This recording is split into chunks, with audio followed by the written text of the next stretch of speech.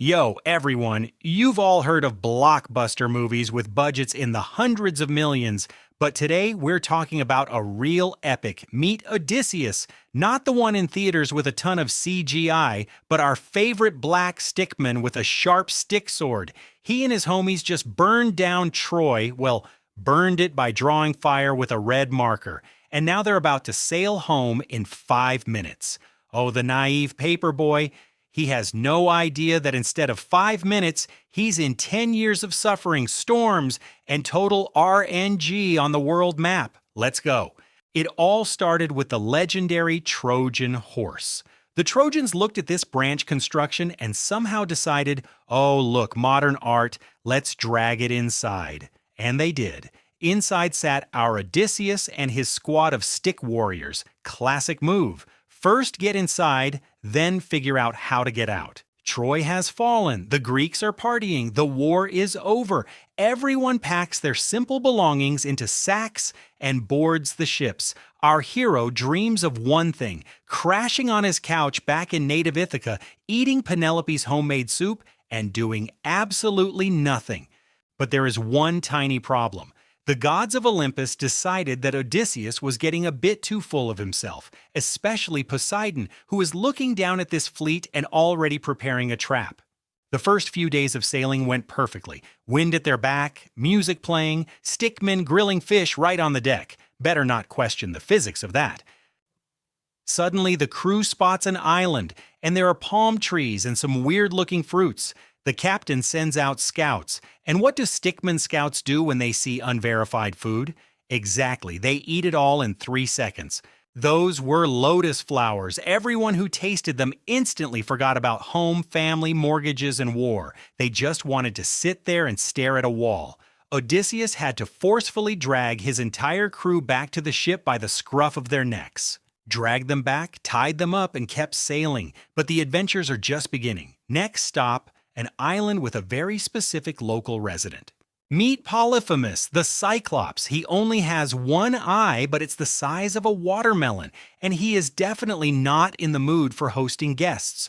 Our heroes crawled into his cave, found a ton of cheese, and decided to throw a picnic. Polyphemus came back, saw the party, and just locked the door with a heavy rock. Realizing the Cyclops' unique concept of hospitality, Odysseus watches in horror as the host starts dining on his best friends. Spoiler, being a traveling stickman is terrible for your health. Gotta save the situation. Odysseus pulls out his secret weapon, strong Greek wine, which he diluted with water 3-to-1. The Cyclops appreciated the drink and asked, "What's your name, traveler?" And Odysseus drops a genius plan. "My name is Nobody." Once Polyphemus passed out from the booze, Odysseus and the crew hoisted the pre-prepared log and voila, performed a laser eye surgery session using the most hardcore method possible. The Cyclops roars across the whole island, "Help! Nobody is killing me!" Neighboring Cyclopes peek out of their caves and say, "Dude, if nobody is killing you, then go back to sleep and stop making noise." A genius stealth operation completed successfully. But how do you get out of the cave if the exit is blocked? Odysseus orders his men to hide under the fleece of the local sheep. When the blind Cyclops let the flock out in the morning, he felt each back but never thought to check underneath. Already sailing at a safe distance, Odysseus couldn't resist showing off. "Hey Cyclops, now you'll know you were beaten by Odysseus of Ithaca." Big mistake. The Cyclops heard the name and remembered his dad, Poseidon. The god of the sea heard his son's prayer and swore to give Odysseus a storm so fierce he'd forget the way back. The journey turns into absolute hardcore mode.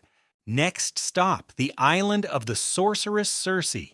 She greeted the travelers with a smile, treated them to a magic soup, and a second later, Odysseus's entire crew turned into cute little pig stick men with springy tails.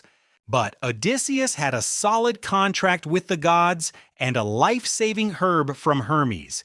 He threatens Circe with his sword and says, "Turn the boys back to human form right now, or I'm signing over your entire island to my name."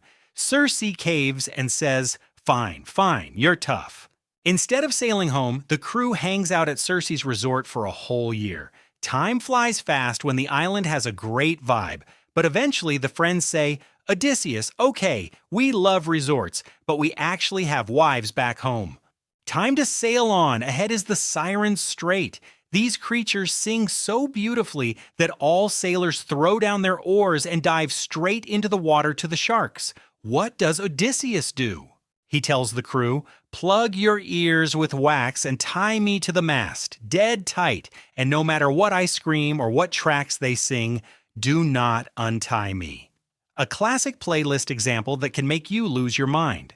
No sooner do they slip past the sirens than another disaster pops up, the six-headed Scylla. The monster, lightning fast, grabs 6 sailors right off the deck. Odysseus desperately counts his losses, -6 stickmen from the crew.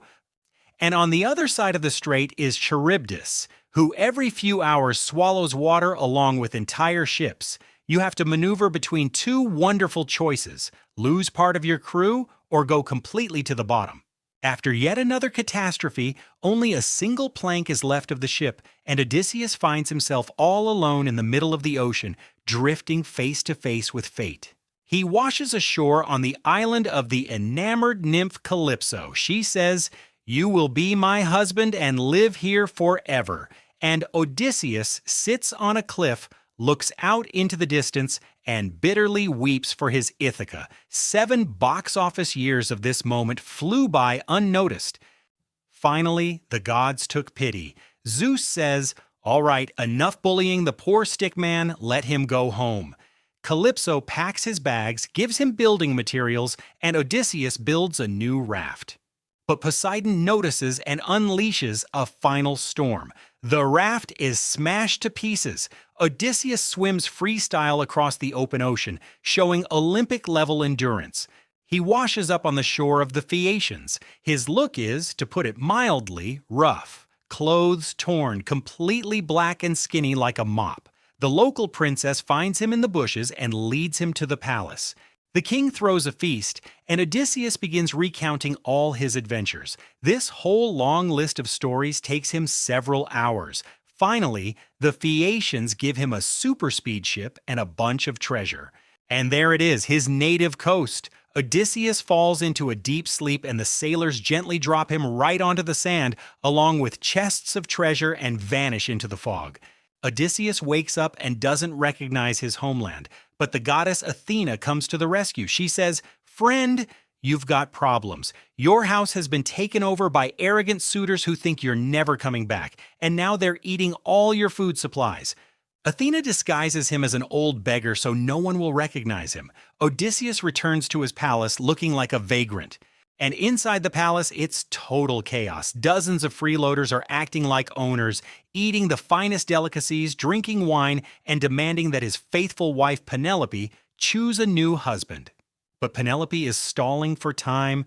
She says, "I will marry one of you when I finish weaving this shroud." And every night she sits up and unravels the whole thing back, a genius plot-dragging tactic. The day of the ultimate trial arrives. The suitors try to string Odysseus's heavy battle bow, but they are so weak the bow doesn't even budge. "You guys are just regular sticks," laughs the staff. Then that same old beggar steps forward. He takes the bow, effortlessly pulls it to full tension, and an arrow whistles straight into the target. Masks are off. The action begins, a real action movie on a budget. Odysseus and his son completely clear the palace of uninvited guests. Arrows fly, chair after chair crashes down.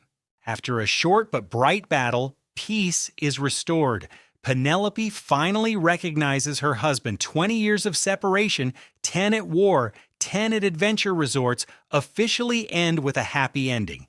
Odysseus is back on his favorite couch, drinking juice and watching the TV news broadcasting stories about his own adventures. That's the story, guys. If you liked this paper epic, subscribe to the channel, hit that like button, and drop a comment on which myth we should break down next. See you in the next videos.